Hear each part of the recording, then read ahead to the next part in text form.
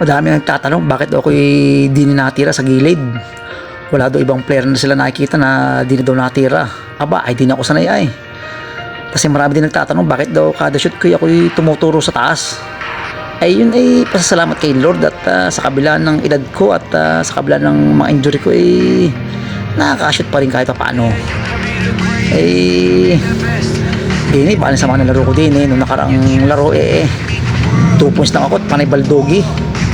Pero syempre sa edad naman nating aray tayo papawis na lang dahil nagkakaedad ay kailangan ay tayo tuloy sa pagpapawis.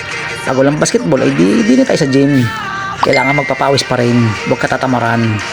At yun na nga nakabawi naman ako din ganda ng pasa sa akin ni Datang, Jan Cute.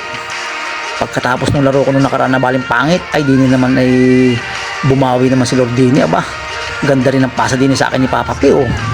Aba, ay talagang ako'y bawing-bawi din talagang thank you Lord. Aba, ay sa pangit na laro ko nung nakaraan, aba, ay din naman ako naka 16 points. Aba, at perfect ako sa free throw. Kaya kay Lord ay salamat, walang injuring nangyari pati sa mga kakampi ko at mga naging kalaban ko. Tapos ay nakarami pa ako ng shoot, ay talagang very thankful kay Lord. Sana po sa susunod po ulit Lord, kayo po ang bahala.